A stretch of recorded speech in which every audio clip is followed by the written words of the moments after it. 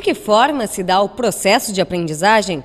Todos temos a mesma capacidade de aprender? Uma mulher dedicou a vida a responder essas questões e transformar a educação. E ela conseguiu. Com 60 anos de magistério, Leia Fagundes tem apontado desde a década de 80 como as tecnologias digitais podem auxiliar na aprendizagem de crianças e jovens. Leia Fagundes é uma personagem que faz a diferença na educação em todo o país. É uma personagem de Porto Alegre.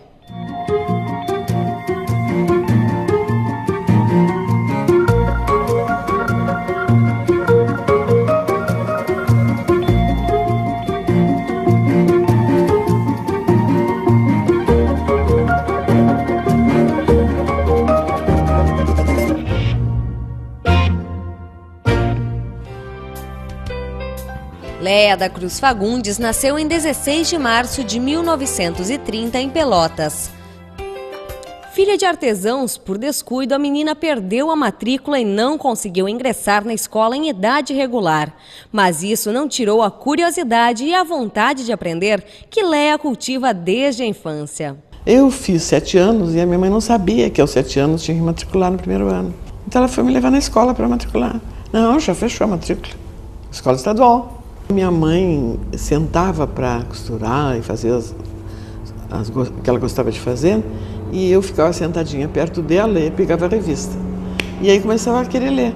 Então tinha uma boneca, né? Dizia munheca. E eu tentava ler e perguntava para minha mãe, o que está escrito? A minha mãe dizia munheca. Eu digo, mas o que é? É boneca. Isso em espanhol. Em espanhol. Então eu podia ler nos catálogos de London Paris. É uma alfabetização quase que natural, é um letramento de estar mergulhado no mundo em que se valoriza a leitura, né, e a escrita, e que isso está acessível para a criança. Então, eu tinha 7 anos e já lia e escrevia. Para que a menina não ficasse sem estudo, a mãe providenciou aulas particulares. Em 3 meses, Leia já havia aprendido o conteúdo de português e matemática de todo o primário. Fiz um primeiro ano brilhante, com 8 anos alfabetizada. A professora me adorava, recebia tudo que era prêmio, né? Estava sempre escolhida para representar a escola. No ano seguinte, eu não quis me matricular no segundo, porque era uma aluna tão sabichona no primeiro, por que ia ter que fazer o segundo? Aí eu disse, não, eu quero agora ir para o quinto. Aí a professora disse, de fato, ela sabe bastante, mas vamos fazer o seguinte, então vamos tentar fazer o quarto. Eu havia a flexibilidade da escola. Elas fizeram uma prova de 4º ano. Entrei no primeiro, né, com 8 anos, e pulei com 9 anos para o 4º. O que aconteceu? Eu acabei o 5º ano com muito menos idade do que todos os outros. Desde os 10 anos, Leia já sonhava em ser professora. A admiração pelos mestres motivou a menina a seguir a carreira. Eu tinha muito boa relação com o professor. A figura de professor para mim era uma coisa muito linda, muito afetiva, né, de aceitação. Eu quis ser professora e a minha mãe dizia assim, minha filha, não estuda, professora. Tu é estudiosa, tu é inteligente, tem facilidade. Professora fica pobre toda a vida. O que a gente não ganha dinheiro? Eu não quero trabalhar em fábrica, eu não quero trabalhar em empresa. Eu gosto de trabalhar com criança, de ser professora. Leia começou a lecionar aos 16 anos. O primeiro emprego foi como professora de um curso noturno para a admissão ao ginásio. A turma era formada principalmente por comerciantes que tinham o desejo de voltar a estudar. E disse assim para eles, nós temos visão, audição, a gente ouve, a gente enxerga, mas a gente não aprende a ver. Então, como vocês trabalham no comércio, nós vamos fazer a seguinte experiência. Vocês ficam na esquina da rua, onde passa bastante pessoas durante o dia, pessoas que cruzam a rua, passam, vão nas lojas, e vocês vão ficar ali 15 minutos anotando o que vocês observam. Fisionomia das pessoas, se está triste, se está... depois ver a roupa, a cor dos cabelos, tipo de pessoa. E eles adoraram, sabe? E coisa que eu faço até hoje é válido. Na juventude, Leia dedicava todo o seu tempo ao trabalho e não se interessava em namorar. Isso porque ela achava impossível encontrar alguém que preenchesse todos os requisitos. Até o dia em que conheceu o porto-alegrense Alcione. Para eu casar, só se eu encontrasse um moço que fosse que fosse intelectual, brilhante, que fosse místico, porque eu era bastante religiosa, bastante mística, fosse místico e que gostasse muito de criança. Eu não vou encontrar esse moço. Eu tinha 16 anos. Fiz uma excursão, eu trouxe um grupo a Porto Alegre e conheci um moço que era tudo isso. Depois, esse moço me disse que quando ele olhou que o raio de sol bateu no meu cabelo, que ele disse, essa é a mulher da minha vida. Depois do casamento, Léa mudou-se para Porto Alegre e foi na capital que ela encontrou um dos grandes desafios que se tornaria o mote da sua carreira. Aqui ela começou a dar aulas de alfabetização na Vila Maria Degolada, no Partenon. Com essa experiência, a educadora percebeu a importância de levar em conta a realidade em que a criança está inserida. Disse para o diretor, né, Aldo Flores Ferreira, eu disse, professor Aldo, eu preciso de material para alfabetizar, eu preciso do material mais moderno que eu uso. Eu cheguei na aula e peguei o primeiro quadro e dizia assim, eu me chamo Lili, eu gosto muito de doce, eu comi tanto doce. Era método do conto, e eu chego para ensinar os alunos a ler aquilo. Aquelas crianças tinham fome, nunca ganhavam um doce, elas eram sujinhas, a menina era uma menina loira de xuxinha. Aí o segundo cartaz era, esta é a minha cozinheira. A minha cozinheira faz doce de abacaxi, eu gosto muito de doce de abacaxi. A cozinheira era a mãe deles, era uma preta gorda. Era outra realidade. Mas que era isso? Quando eu me dei conta, mas eu na escola, estudando, não tinha me dado conta disso. Lecionando filho das professoras.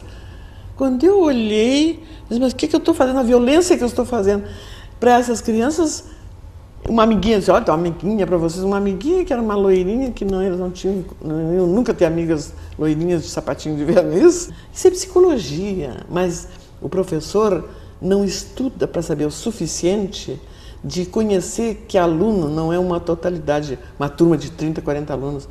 Cada aluno tem uma história, é um sujeito sócio-histórico, com um desenvolvimento todo particular, dependendo do ambiente, das cidades ou das facilidades, do sofrimento que ele passou. Mas a paixão pelos pequenos ia além da sala de aula. Léa sonhava em ter 10 filhos. Pela dificuldade em conciliar a carreira com a criação das crianças, ela mudou os planos. Mesmo assim, a família é grande. São 7 filhos e 15 netos. Como eu queria 10 filhos, os 4 primeiros foram. Então eu tinha aquelas 4 guriazinhas lindas, mas era pesado. Porque quando chegou no quarto, eu já não aguentava mais. E eu fiz uma oração assim, ai meu Jesus, me dá um espaço de 4 anos. Porque eu lecionava na Vila Floresta, eu tinha que andar de ônibus e de bonde. Eu adotei menino, aí logo engravidei outra vez, né? Ganhei outra menina e depois mais um tempo, com 40 anos, aí eu ganhei o menino. Quando as 4 filhas mais velhas já ajudavam a tomar conta dos 3 menores, Léa resolveu voltar a estudar. Ela ingressou no curso de pedagogia com o objetivo de tentar entender o processo de aprendizagem. Eu quero conhecer como é que o ser humano pensa e como é que as crianças desenvolvem para pensar melhor. E a psicologia que a gente estudava era o behaviorismo, que os comportamentos são condicionados e que educar é condicionar. Então o objetivo da escola, o objetivo da sala de aula, das disciplinas, do currículo, é a sociedade que diz que os alunos devem aprender aquilo. Por quê? Porque eles têm vocação? Porque eles têm um desejo de aprender aquilo? Não, é porque a sociedade diz que tem que saber matemática, isso, isso e isso, porque está tudo... Está tudo formatado do mais fácil para o mais difícil. Mas para essa criança, a experiência de vida que ele tem, isso é mais fácil ou é mais difícil? Sem conhecer como o processo se dá e sem conhecer cérebro humano. Vocês já viram, as pesquisas estão se fazendo, Miguel Nicoleles aqui no Brasil, e as pesquisas estão se fazendo com a tecnologia para o cérebro humano? Não se conhecia. No currículo de Léa Fagundes ainda estão um mestrado em educação e um doutorado em psicologia. Ela é considerada uma das maiores pesquisadoras da teoria de Jean Piaget no Brasil. O epistemólogo suíço é reconhecido mundialmente por sua concepção construtiva da formação da inteligência humana. Porque ele tem essa visão sistêmica de desenvolvimento, e ele era biólogo, ele não era psicólogo, e desenvolve uma teoria de aprendizagem que nos dá todas as ferramentas, as condições de como é que eu ajudo a aprender.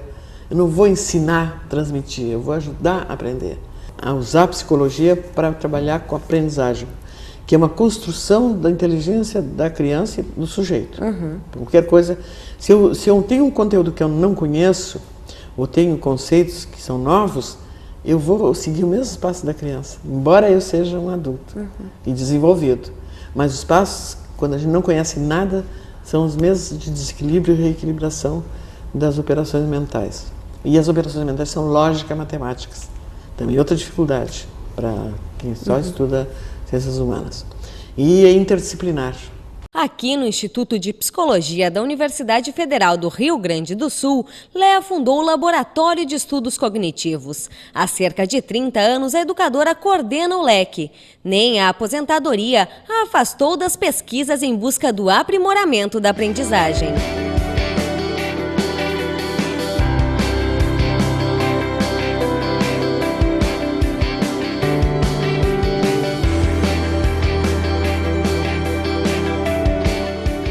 O leque assim, era sempre como melhorar a aprendizagem do ser humano, em todas as situações. Aprendizagem de crianças com lesões, aprendizagem de crianças com psicóticas, tudo que era tipo de aprendizagem de ler e escrever, aprendizagem de matemática, aprendizagem de ciências, tudo a gente estava pesquisando, sempre com equipes interdisciplinares. Tu senta aqui, está sempre os nossos pesquisadores aqui, que depois a gente criou mestrado, doutorado e eu oriento tese, né? Eles estão todos sentados aqui e tu tens um professor de biologia, um de matemática, um de química, sempre. Na busca por melhorar o processo de aprendizagem, Léa Fagundes encontrou como aliada a tecnologia digital. Ainda na década de 80, a educadora usou seus contatos para desenvolver pesquisas utilizando o computador. O fisiologista argentino Antônio Batro e o pesquisador americano Seymour Papert foram seus parceiros nos estudos. O Papert dizia assim, não é para um computador inteligente ensinar uma criança burra, é para uma criança inteligente ensinar o computador burro, porque o computador é a máquina. Isso me apaixonou. Não usar o computador para botar conteúdos do livro para fazer exercício, que é isso que faz. Eles chamavam CAI, Computer Aided Instruction, é instrução. Não, o computador é para o aluno botar o seu pensamento e ensinar o computador a fazer o que ele quer. Muda tudo, né? O computador a gente começou a trabalhar para a criança programar em linguagem logo. Mas programar o computador é falar com o computador. E a linguagem é uma linguagem procedimental que primeiro aparece uma tartaruguinha na tela e aí a tartaruguinha faz movimento para frente, para trás, para a direita, para a esquerda, gira. E aí a criança tem que escrever. Anda para frente tantos passos. Então é PF para frente, para trás é PT. Não sabe PT, não sabe PF, mas ela decora em seguida, que é fácil. E aí ela começa a fazer a tartaruguinha a desenhar.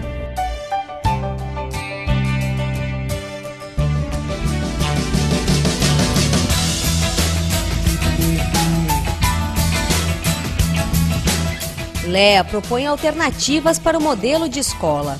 Qual é o mal da escola? O mal da escola é, primeiro, a culpa. Que o professor pune a criança porque ela erra.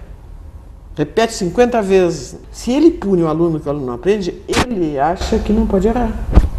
Não se dá o direito de errar. E fica apavorado quando eu digo assim, vai ali e descobre. Não, fica em pânico. A criança não, a criança vai ali, mexe, estraga e conserta e não tem. A escola é que pune, então tem que parar com a punição e o castigo. A escola, ela passa a ser essa escola na era industrial. Por quê? Como é que são as fábricas? As máquinas não são programáveis.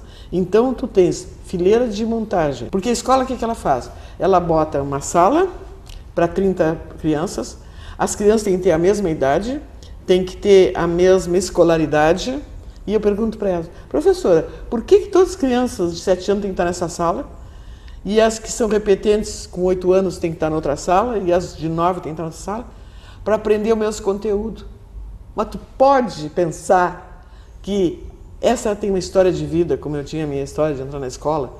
Essa tem outra história e que elas vão aprender ao mesmo tempo, do mesmo jeito. Ah, mas se sai dessa escola e vai para outra, chega lá, reclamam porque não deu os conteúdos que tinham dado no ano anterior aqui. Ou lá na outra escola. Mas não tem que dar conteúdos, entende? Não tem que fazer esse ensino de todo mundo aprender a mesma coisa ao mesmo tempo, porque não acontece, não é verdade?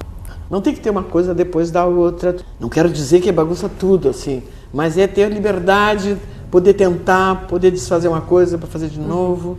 Não é falta de compromisso. Né? Tu te compromete com o resultado, tu vai fazer esforço, mas tu vai ter uma certa liberdade e uma autonomia, porque quem diz que deve ser ensinado é a Secretaria de Educação e o diretor da escola tem que cumprir e obriga os professores a cumprir. O professor obriga o aluno a aprender e o livro que tem que usar é aquele. Então tu entra numa camisa de força e essa escola tem que mudar. O que muda? A tecnologia digital. Por quê? A tecnologia digital não amplia os poderes sensoriais, amplia os poderes de pensar, de representar, de criar representações no pensamento, de refletir, de abstrair e fazer operações para descobrir coisas novas.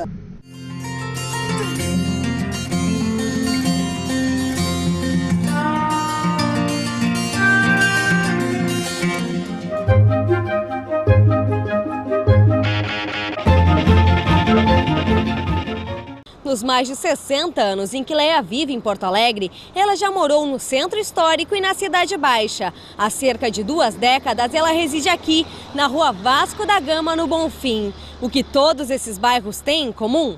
A proximidade com a universidade. Eu morava aqui na Sofia Veloso, né? E depois morei na Riachuelo, que pegava o bonde e descia na frente do Instituto de Educação, depois na universidade, e depois, agora eu estou morando aqui no Bonfim.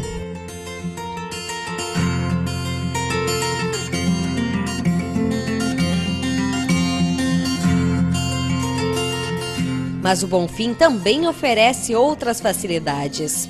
Para mim é muito confortável porque é perto do pronto-socorro, é perto da universidade, é perto da Redenção. E a Redenção é uma beleza. A senhora então consegue fazer tudo próximo do seu bairro, da sua casa, do Bonfim. E essa é a vantagem de Porto Alegre, que eu, por exemplo, não gostaria de morar em São Paulo. Porque tem muita coisa, muito recurso, mas é tudo difícil de alcançar. As crianças não podem andar sozinhas, né? Aqui, meus filhos andam sozinhos, meus netos andam sozinhos.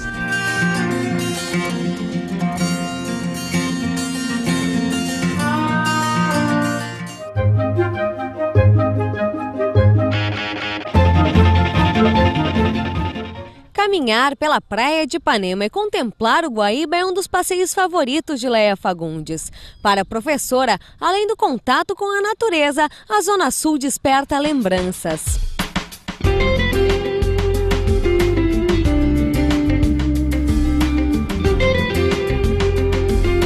Eu levava os meus alunos com um cordão bem grande, eu pegava o guri mais alto, amarrava na cintura dele e amarrava na minha cintura. E entrava no Guaíba e dizia para os alunos, agora até aqui onde está o cordão você pode entrar.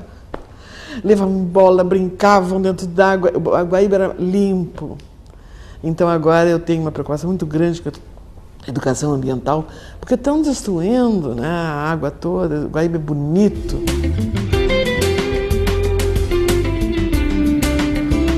Mas quem é ligado em tecnologia como Leia, não pode deixar de escolher um lugar onde possa estar conectada. A Redenção, a prefeitura botou wireless. E aí eu dou para as crianças e as crianças vão tudo para lá fazer experiências, fotografar e se comunicar. Então é muito lindo se a cidade botasse wireless em toda a cidade.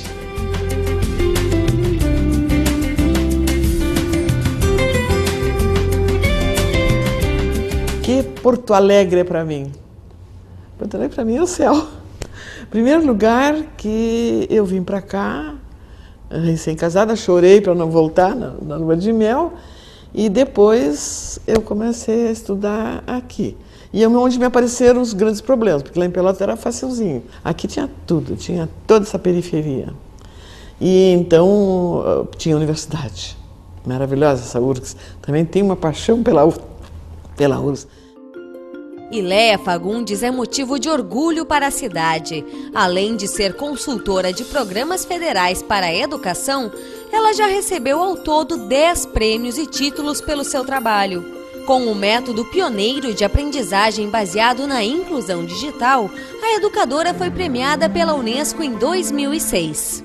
Olha, esses prêmios, para mim, eu prefiro muito mais o sorriso de uma criança, que eu entro na escola e eles vêm assim, é a professora que nos traz computador, sabe? E o sorriso de uma professora dizendo assim, Léa, quero te contar, fiz uma experiência que deu tão lindo o resultado. Isso para mim é prêmio. A ONG Instituto Educa Digital de São Paulo está produzindo uma biografia colaborativa de Léa Fagundes. O projeto está em fase de arrecadação de verba, através de financiamento coletivo. Com o documentário, será possível registrar a história e levar os estudos de Léa para fora dos muros da universidade. Os alunos são a inspiração para o trabalho de Léa e ela também se torna a inspiração para as novas gerações. Aos 82 anos, a educadora não pensa em parar e está sempre com novos projetos a caminho. Qual o segredo para ter tanta vitalidade? Gratificação. Os resultados, quando tu tem um sonho e vai e realiza o sonho e tem os resultados, tu tem uma energia renovada. Quando tu tem confiança e alcança os resultados, tu não cansa nunca.